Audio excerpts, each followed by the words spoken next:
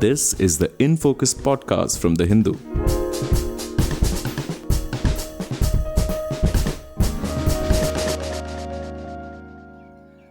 Hello and welcome to another edition of the In Focus podcast. I'm your host, G. Sampath. The Olympics are back in Paris exactly 100 years after the city last hosted the Games. The opening ceremony will take place on July 26th, but the competitions will begin 2 days earlier from July 24th onwards and will go on till August 11th. About 10,500 athletes from more than 200 countries will be participating and competing for the medals.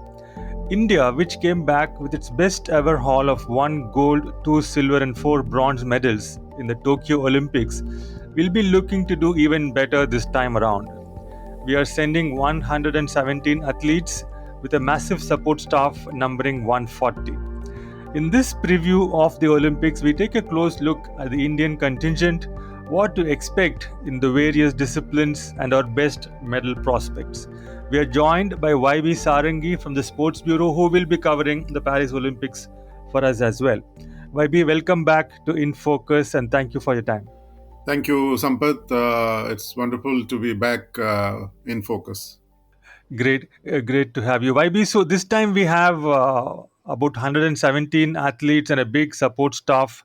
How does this compare with what we did last time in terms of athletes, support staff, and so on? What is the ratio this time compared to last, and how does it work in general? Yeah, generally, it's a 3:1 ratio, like three athletes is to one support staff.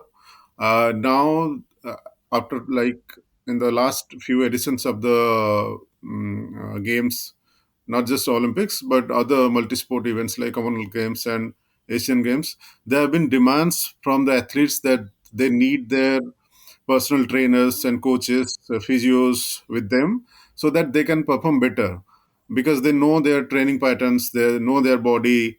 So, and this has been a very problematic area for the Indian Olympic Association to handle so many requests. They have tried their best with the government, and they have now increased it to 1:1 ratio. I mean, it's little better than that. So that's why we see 140 support staff. The problem with the Indian system is there is always a lot of lobby and politics because people try to get a spot in the contingent. So that there are a lot of And there must be an issue of a lot of freeloaders, right? Chalo chalte hain, Paris जाते हैं, देख के आते हैं. Those kind of people must be there as absolutely, well. absolutely. That is the whole issue. I mean, and no one wants to skip. If somebody can get in, why not? That is the attitude. So that's why this problem arises every time. But I think the authorities have done a good job. At least they are careful that the athletes should have their peace of mind and good training if we want our medal tally to increase. That's why this 140 support staff. Of course, it includes the Indian Olympic staff, Indian Olympic Association staff like the chef de mission, deputy chef de mission, and some other officials. But there is a significant number, 13, which belongs to the sports science team, which is the first for our country, and never in any games we had a sports science team for the athletes to take care of. Like, how was this sports science team assembled? Are they employees of Indian Olympic Association, or are like random experts picked up from here and there? Like how what have they been doing till they became part of this contingent? Like, have they been associated with a particular athlete in a particular discipline, or have they been involved with some particular association? Who are these 13 people, and what will they be doing? They are all experienced professionals working in some way or the other with sports.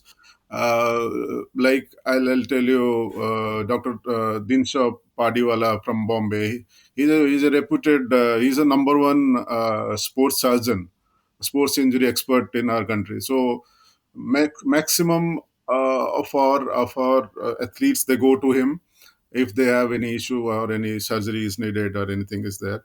So he is heading the team, and we have got But why do you need a surgeon? You're not going to do any surgery. You're just there for like 17 days. If you're injured, you're out, right? Like, what is the need for a sports surgeon there? no, because he is an expert. He knows so many Hmm. things, and it's not just one surgeon. It's a 13 member team. They have physiotherapists. They have psychologists. They have sleep therapist, and interestingly, they have employed some sleep pods in the games village, as well as the shooting range. So the shooting range is 270 kilometers away from Paris. So they have dedicated one or two sleep pods for the athletes' welfare. I mean, basically, it's an over. They're looking at the overall welfare of the athlete during the games also. And these people, they once they were assigned this job, they started going out to different camps, reached out to the athletes, and they tried to understand what are their needs. And accordingly, they have been working for a last few months, and they will be there at the uh, athlete service to serve the athletes in the during the games also. And for the first time, we have also put up a recovery room in the games village, so that the athletes can come and do their recovery and training. Other kind of treatment over there. And plus, these physiotherapists, the psychologists, they'll work as like backups. Suppose a hockey team, they have a big number, 19 people are there, or maybe one or two physios will be there with the team. But suppose some 10 people need attention of the physio, then these two people from the IOA can go and take care of them. So this will work like this. Right. I mean, I totally understand the need for a physiotherapist and a psychologist and so on. Yeah, that makes sense. But something like sleep therapist and all, I mean, you sleep therapist will work with your sleep patterns over a period of time. Within a matter of 10 days, what will sleep therapist do? When this is about building a relationship with your body, and so anyway, that's a different discussion. Maybe there is a role in this crucial period when there is stress which shoots up and so on. So I was also wondering, what has been the preparation like for our top medal prospects? I mean, all the countries they have a schedule of certain things their elite athletes do in terms of preparation, raising their level so that they peak at the right time, in terms of their form. So, have we been following any such program for our athletes in general, or is it different for different disciplines? Yeah, actually, it's a little bit of both. Like these days, we have all the facilities, and our athletes are also acquainted with all sorts of uh, you know schedules or the training patterns, and they are also working with a lot of foreign coaches. So it's not just restricted to a few top countries. Now the knowledge is widespread, and the facilities are available all over the world, and there is no constraints of money, because the government has made sure that through the TOPS, that is Target Olympic Podium Scheme, or the Mission Olympic Cell, that is MOC. Nothing should be like the athletes should not be deprived of anything, whether it funds, whether equipment, whether foreign training, whether coaches. So they are at par with any other top athlete as far as facilities are concerned. And some of the top athletes who are like our medal prospects, they are also have their own training schedule, and like exposure trips and whatever. Like Neeraj Chopra has been living out of the country for most part of the year. He was in South Africa, then he was in Turkey. Now he's in training in Germany. This is one example, and the athletes' need also differs as per the sport and as per their fitness and other things. So we have been at par with so many top athletes of the world from different leading sporting countries. Right. Now, coming to the specifics, last Olympics in Tokyo, out of 7 medals, 2 came from men's wrestling. It's the most successful discipline for us. But there is just one male wrestler going this time. So how did this come about? I mean, did male wrestling suffer because of this whole Bridge Bhushan sexual harassment controversy? Is it like hardly any representation this time? It's not about the controversy, it's the impact of the controversy that is the most important thing. And because of that impact, there was no federation working properly throughout 2023, and it was an ad hoc committee which was looking after the wrestling affairs. So what they did was they just tried to hold a selection trial and send a team for some important tournaments.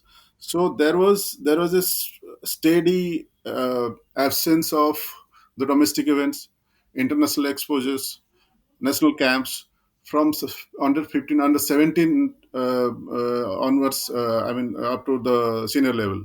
So all this actually affected the athletes.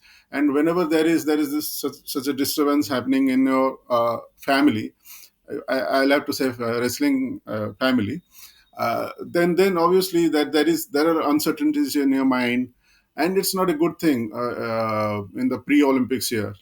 So that actually affected everything. And overall, there is a second thing is the standard of our women wrestlers is very high. I mean, if you compare men's wrestling and women's wrestling, it's quite high. And internationally, if we see, without any bias towards any gender, the level of freestyle wrestling, men's that is quite high, quite higher. So, and the number, and I think the number of entrants in freestyle is also quite high. So all these things, where some way or the other, it impacted the wrestlers' progress. And in one of the qualifiers, like I think the last but one qualifier, two of our very promising wrestlers, they were stuck in Dubai flood. I mean, they were stuck in the Dubai airport due to the flood, and they couldn't reach the venue, which was I think Kazakhstan or Uzbekistan somewhere. The qualifier was happening. They couldn't report in time for the weigh-in, and they had to miss out on one chance.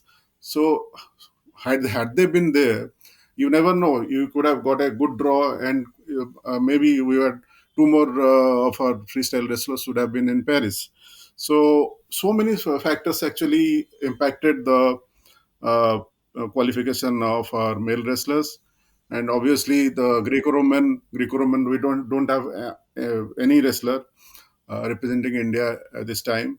Because freestyle wrestlers, they have their own akhadas and they go and train there somehow, even if there is no camp.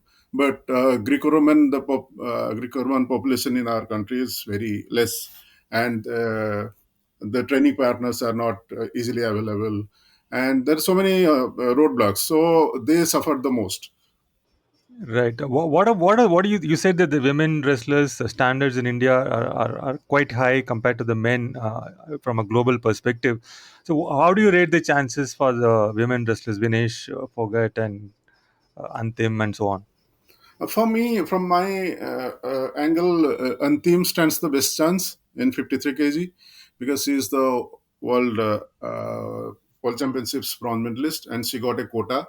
She was the actually first quota winner. Then, and she has done well. Two-time world under 20 champion, then Asian Games bronze medalist, and she has got a very good draw. I mean, it's a dream draw. She can, I mean, if she performs to her potentials, she can straight away reach the finals. It will not be a surprise.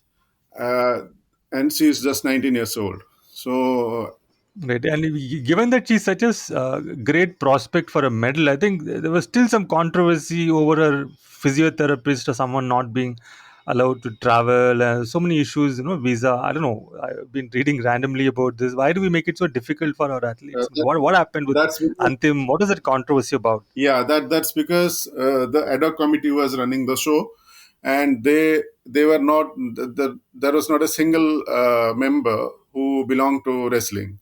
One was from wushu, one was from badminton, one was from hockey. So I mean, it was a complete mess. So In this entire country, we could not find three people from wrestling to be part of the ad that, hoc committee. Is it that what is you're saying? the biggest question. Why didn't we put a wrestling man in the three-member committee? So the IOA has to answer this.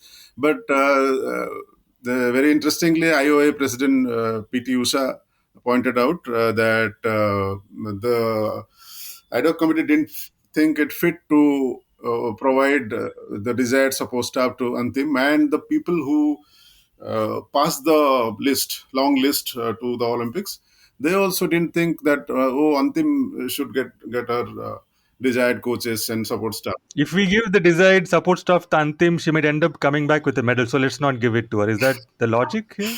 No, that cannot be the logic, but it's obviously there is some No, no. problem, yeah, in our decision making. But yeah, Yeah. Truly ad hoc functioning of the ad hoc committee, I think one has that to that say that that. shows why a properly functioning federation is required to run a sport. That is a bright example why such a systematic thing is required. No matter, it doesn't matter whether there is a controversy or not, but there should be a properly running federation administering the sport. That's why the international federations, they always insist that sports bodies should remain independent, and they should have a properly democratically elected body to run the sport. So there is accountability and things like that. Ad hoc body will be ad hoc body. I mean, there is no accountability.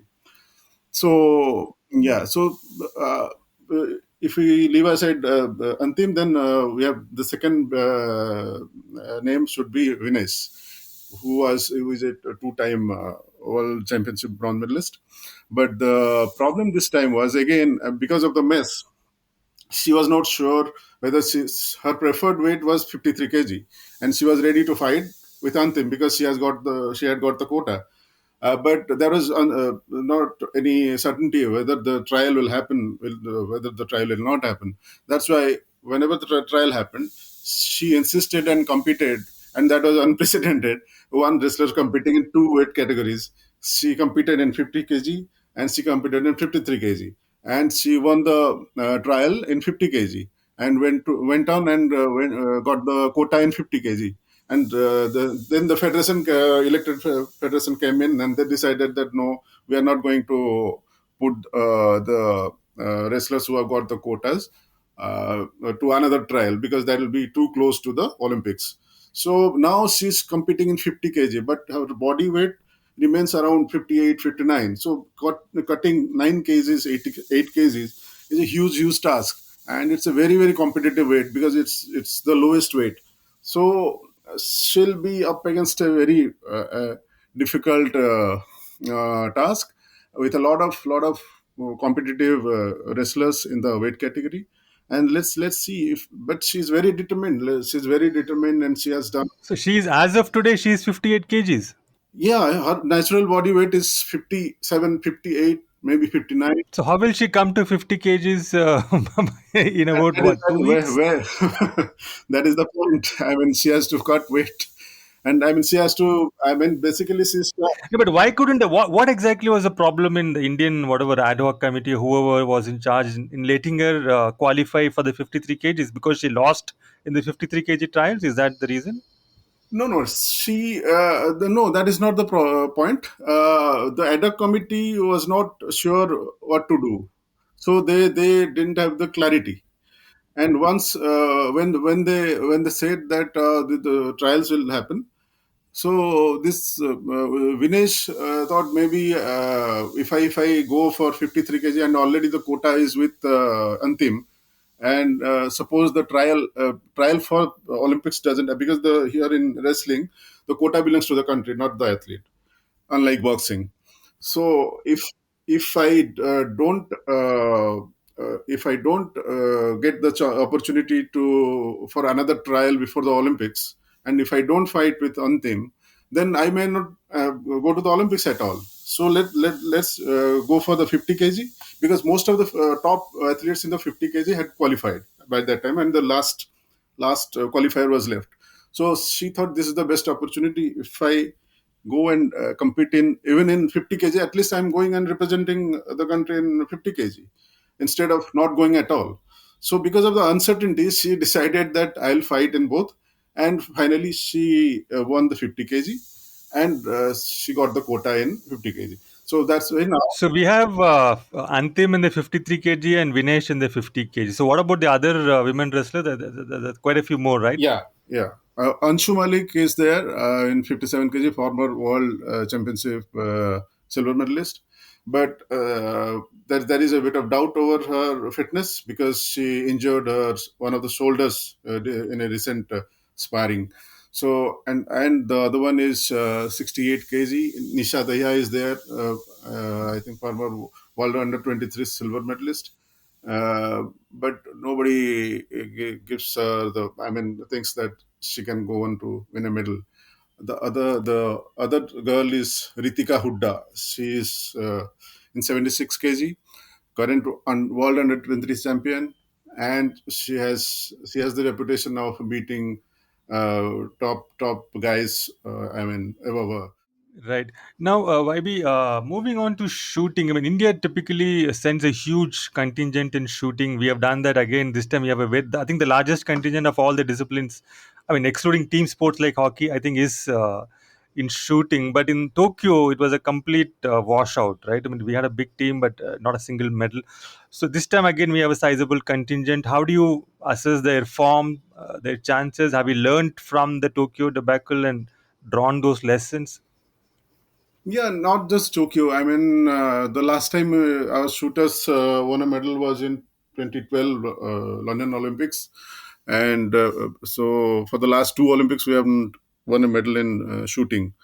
So this time, some 21 shooters have qualified, and we are going to compete in some 27 events, including the mixed team events. So that is a very good chance. I mean, some of the shooters, as usual, like world class. I mean, they are as good as anybody. So let's hope that we get some medals this time and break the jinx, even if it's for two Olympics. And we have some very good shooters like Manu Bhakar, pistol shooter. She's competing in three events: 10-meter air pistol, 25 meters pistol, and one mixed team event. So she's a top guy, top shooter. Then we have this Shift Kaur Samra, world record holder, Asian Games medalist. She is in top form. Aishwarya Pratap Singh, another rifle shooter. He's world class. Then Anish Bhanwala and Vijay Vir Sidhu in pistol. These are all world class shooters. I mean, you cannot say that. I mean, they're all world class shooters, yes, but isn't there a difference in sort of competitive level or competitive intensity between world championships where they have won medals and Olympics? Olympics is supposed to be of a higher level of competition than world championships. Is that true? No, see, same guys are competing in world championships and Olympics. So, I mean, the level is same. The So pressure. we beat the same guys in world championships and we lose to the same guys every Olympics. Like, how does that Yeah, happen? because the pressure is more in Olympics, and shooting is a precision sport. I mean, 0.1 mm can decide a gold medalist and silver medalist.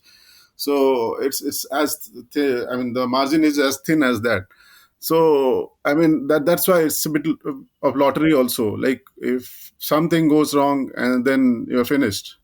So and then the scores are increasing every day. So it's quite the competition is quite hot. I mean, you cannot no one can say that, oh, this fellow is going to win a certain medal. Right, right. And what about the hockey vibe? I mean, what has been their preparation? I mean, I've been reading reports that they've been playing Germany here, Australia there, and so on. Like, what is their form? Like, can we realistically hope to sort of defend the bronze medal we got last time? It's difficult to say whether we can defend because of the background. Because in last year, our coach changed, the head coach changed, and Graham Reid went out, and Craig Fulton, South African, has come in, and he has taken over. And but within 3 months, he managed to somehow lead the team to the Asian Games gold, so that we got the direct quota for Paris. But the main difference between Reed and Fulton is Reed is an uh, ad- he advocated out and out attacking hockey, whereas Fulton says defense is very key. So the priority has now changed. I mean, the players now they are now adapting from playing out and out attacking hockey to a defensive structure, maintaining a defensive structure. And they have been adapting, and they have been growing as a team also. And the team has this time five new players, 11 are from the Tokyo Games. So let's see how the team shapes up. But they have done well. They have they have given good fights to very strong teams during the FIH Pro League, and they have prepared well. So we have to wait and see how they perform. Right, you are sounding like the coach or the captain. You're not being very committing to anything in terms of not even a bronze medal Yeah, that's or a because silver or the something. overall the standard has gone up, and we have given good fights to very strong teams, as I said. And so the first target will be to finish well inside the group, so that we Do we know about like who are in our group? Are we stuck with Australia yes, and yes, Holland and all that? yeah, Yes. yeah, in our group we have got Belgium, Australia, Argentina, New Zealand, and Ireland. We have played all the teams barring New Zealand in recent times, this year particularly. So we have an idea like how So how many from this group will move to the semifinals or quarter to the knockout stages, quarterfinals. Yeah, so four. quarterfinals? There are two. Four will move from this Yeah, group. so we have to perform decently to qualify for the quarterfinals. Then it's a kind of once it's knockouts, it's a kind of lottery. I mean, you have to play well on that day and hope for the best. So, but the if you think that this group is tough, then the other group is. If you look at the other group, there is Netherlands, Germany, Great Britain, Spain, and South Africa, and things like Right, so. right. So in our group, other than Australia and which is the other team you mentioned, Belgium. Other than Australia and Belgium, I think we should be able to easily. We should be the favorites, let us say, against the others, right? Shouldn't be a problem because we have beaten Argentina this year. We have beaten, I think, Ireland, and this coach, he has coached Ireland. He was an assistant in the Belgium team, and he comes from South Africa, so he has seen quite a lot of hockey from different. So, and he's quite methodical in his approach. So we have to see how his ideas get translated into performance.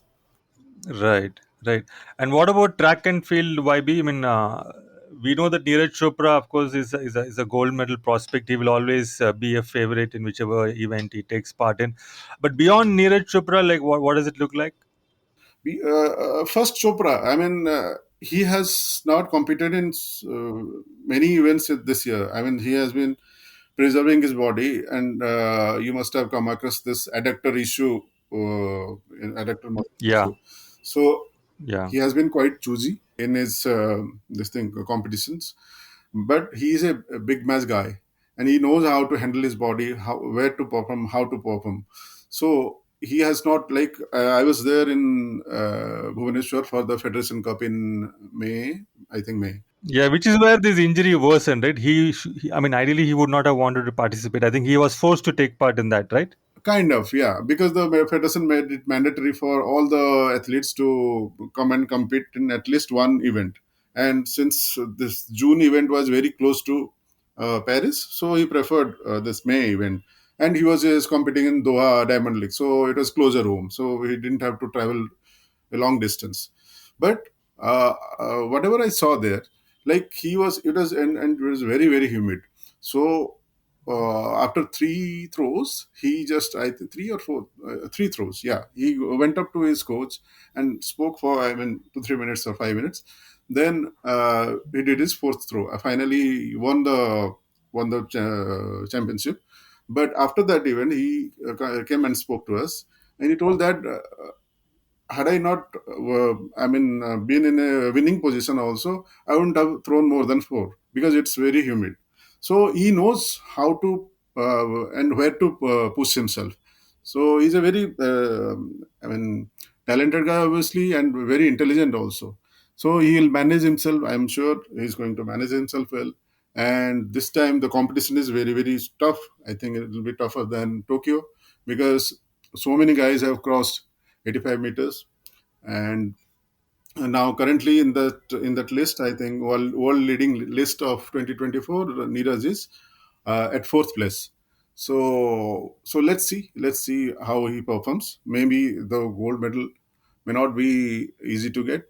But if even if he gets onto the podium, then that will be a great achievement.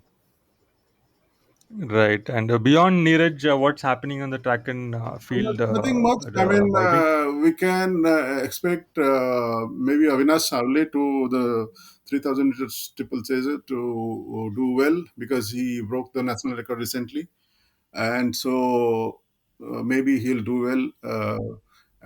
Because the competition is very tough over there also, and What about the relay teams? relay teams, yeah, there is a lot of hype after they did well in the Budapest World Championship last year.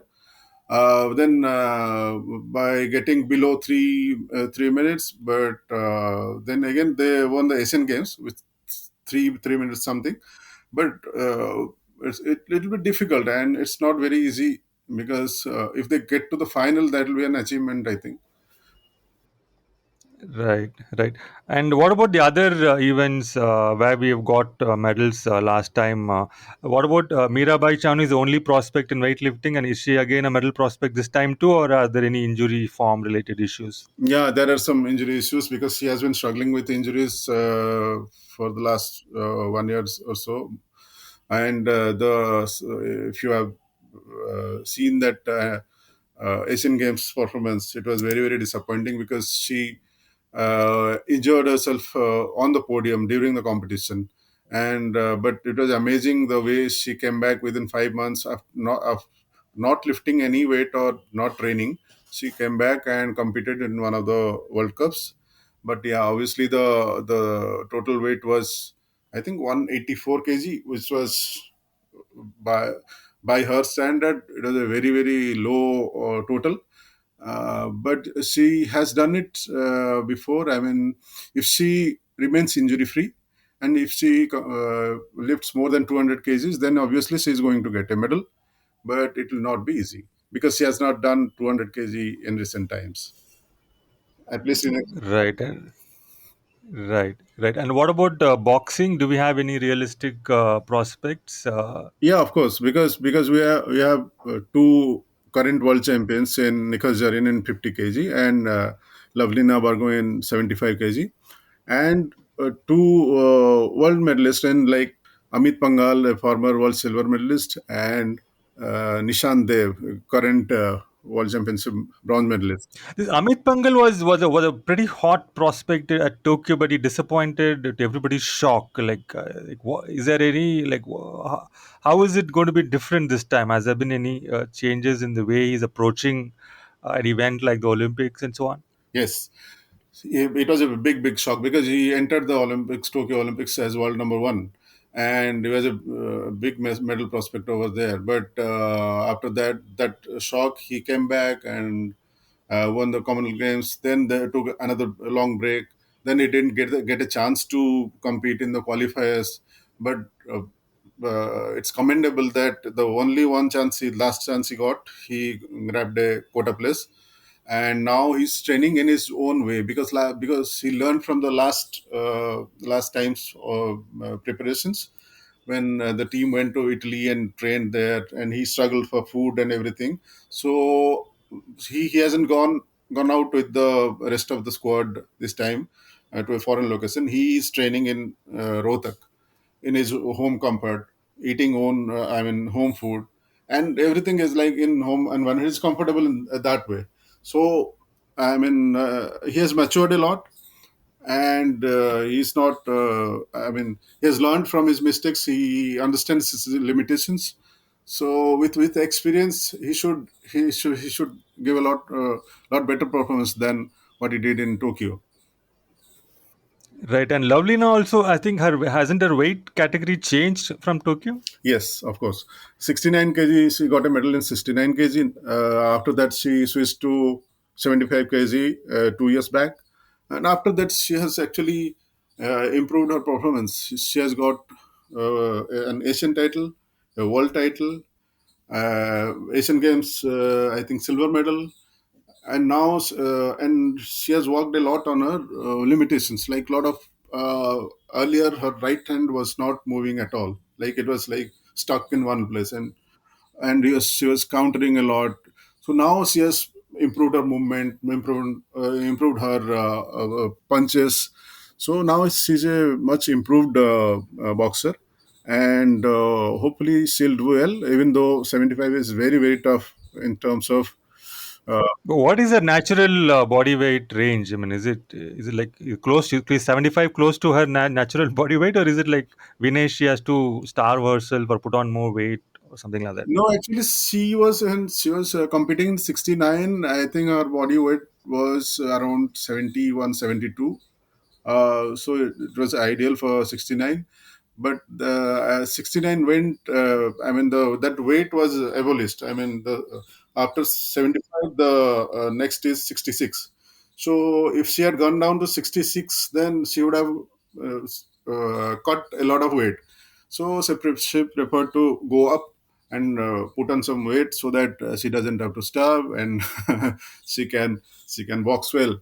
So in the first year, she had to work on her strength and like to add strength to her punches, so that she fits into the category well.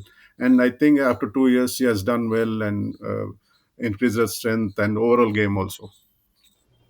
Right. I think I still remember that match. I think she fought a Turkish boxer, right? I think in the Yes. finals, and that Turkish girl was really amazing. No, kind of a boxer. Is she going to be back as well?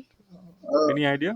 I think so. I mean, I saw her name somewhere. I exactly don't remember, but I think she'll be back in 70. And she's also moved to 75. No, I think she is going. She has gone down to 66 kg, if I'm not wrong. I mean, I have to check. Oh, I'm not very sure, but I've seen her name somewhere. So possibly she's most likely she's competing in 66 kg. okay. So Lovelina will not run up against her No, but this time there are around. other opponents. Like one of her biggest rivals is the China's Li Can. So and so many others are there. So it's going to be very very tough. Okay. 75. Right. One last question, YB, about archery. I think archery is beginning before the opening ceremony. Are archers going to be in action before the 26th of July? How are we placed? Yeah, archery this time looks brighter than ever, even though people are skeptical because we have never done well in the Olympics. We have won medals in all platforms like World Cups, World Championships, everywhere, Asian Championships, Asian Games.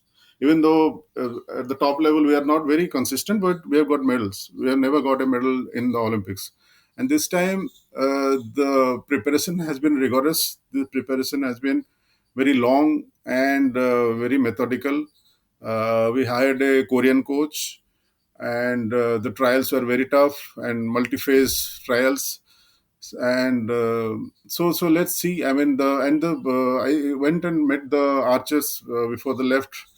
So they are also very confident. They are very realistic. More important is they are very realistic, and they're not inviting any undue pressure, like I'm going to compete in Olympics and what will happen and all that. They're just taking it as another tournament, another match, and they're just hoping to give their best, keeping things normal. So I mean, psychologically, I mean, mentally, we always lagged. We shot very poor shots in crunch situations and lost out. So hopefully they'll overcome that. And I think Dhiraj is our best bet individually. Even though Deepika Kumari is there, she is competing in her fourth Olympics, like Tarun Deep Rai. And but the mixed team events and team events will give us better chance, because the number of teams In gender wise, it's 12 each, and mixed team, I think it's 16. So the draw is shorter, unlike the individual events where it's a draw of 64. So let's see, let's hope and see, so that they break the jinx. They have never won a medal in Olympics. Right, could be a first time in Paris scenario as well. Now, I think we have covered most of the Olympic events, so to speak, but there are certain individual disciplines. I was wondering what your thoughts were. Tennis, of course, I track tennis pretty closely, so I know that Sumit Nagal, he doesn't stand a chance of of a medal. Roland Garros, where Djokovic, Nadal is going to be there, so as also Alcaraz, so I don't think Clay is going to fetch any medal for us. Of course, it's great that he's going to be participating in representing India. Maybe he can win a round or two. But in doubles, I don't know. Do you think Rohan Bopanna and Sriram Balaji can sort of make it all the way? Bopanna, of course, is world number one, number two player. But I think his last outing with Sriram Balaji, they lost in the first round of an ATP 250, I think, this week. Yeah, but see, Olympics will be a different ball game, because all the singles players, like suppose Nadal and Alcaraz, they can get together and give their best and beat any other combination hands down, because of their supremacy in the singles game. Yeah. So, and it's a matter of prestige. So they're representing their country in the Olympics, so they will not leave anything. Maybe the top singles players, they opt out of doubles because they want to, Yeah. lengthen their singles careers. But here it's just one tournament and only a few matches, so they'll just go out and kill everybody. So Yeah, that's a good point. Actually, I never thought. I mean, it's possible, of course, in the Grand Slams, the doubles teams which win those titles, they're probably winning because they don't have to face the top singles players. Imagine if you are going to be if you reach the doubles final of whatever tournament, be it at the Olympics or whatever, you are the number one doubles team as of today. Okay, you are in doubles ranking is one, and your partner's doubles ranking is two. What if they run up against a team where both are, like, let's say, Nadal and Djokovic on the other side? Are they going to be winning? it's very difficult. It's very difficult to say that. But yeah, if suppose the doubles combination is like Bryan brothers, or suppose the Woodbridge Woodford, if you remember the old ones, Yeah. or maybe Nadal. If Nadal, sorry, if Bopanna combines with his usual partner Ebden, that is not Matthew Ebden, yeah. possible. But then the combination is totally different. I mean, they bring a Yeah. different level. But here, I mean, the combination is totally different. I mean, suppose you go back to our Leander Paes and Mahesh Bhupati combination. Combination wise, they were the great, one of the greatest pairs. So in that case, you can give some chance. You can give a good chance actually. But here I have my doubts, even though Bhupati is very, uh, Bopanna is very excited about getting Balaji as his partner. So let's see. I mean, but this factor will be there. Like all the top singles players can rake havoc. Yeah. Yeah, I think Bopanna is a great tactician, vastly experienced. So maybe I think they will give themselves a good chance of having a deep run for sure. And now finally, of course, there is badminton, where I think we should ideally have a chance, but a lot depends on the form of our players, which has been like up and down. Sindhu is still on the comeback trail, and Lakshya Sen is still sort of ironing out his net game and so on. What are your thoughts, Vaibhav? Absolutely, you have put it very nicely. But I think our best chance will be with Satvik Sairaj and Ranki Reddy and Chirag Shetty, the world number three doubles pair, and they are a accomplished pair. They have done well in different elite tournaments, and they'll be a force to reckon with in the men's doubles. Yeah, obviously Sindhu is there. She's on a comeback trail, but she has got the experience, and sounds very serious about her possibly third medal in the Olympics, and she'll be she's already one of the great Olympians, but she can, I mean, go a notch up, like if she gets a third medal. And she has been training with full intent, like Prakash Padukone and a big team, stationing in Germany, very close to Paris. So she's very serious about this Olympics. So let's see if she uses her experience and get through to the knockouts. Then depends how she performs, and maybe she'll be Yeah, ending up. yeah. I would like to think that she has a good chance, but I haven't really in recent times seen her come anywhere realistically close to defeating, say, An Se Young or Chen Yufei.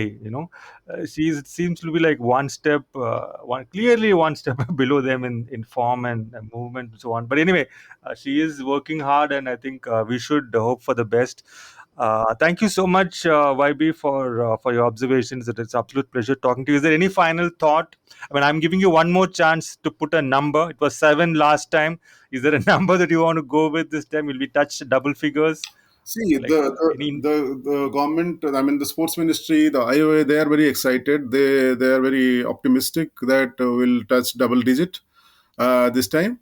But I have my doubts. Like I think I've been maintaining that if we match our last time's performance, that is 7 medals, 7 or 8 should be very ideal this time. Right, 7 or 8. I think that's the number we'll be hoping to cross. Definitely. Thank you so much, YB. It was an absolute pleasure discussing the Olympics and India's prospects with you. I think a lot of things going on, a lot of factors at play. Hopefully, our athletes will manage the conditions, manage their diet, manage their sleep, manage their form, and come back so that we cross that 8 to 9 kind of a number. And I think they should probably go and enjoy themselves and give a good account of their potential. Thank you so much once again. Thank you, Sampath. Always a pleasure speaking to you. In Focus will be back soon with analysis of the biggest news issues. In the meantime, you can find our podcast on Spotify, Apple Podcasts, Stitcher, and other platforms. Just search for In Focus by The Hindu. We'll see you soon.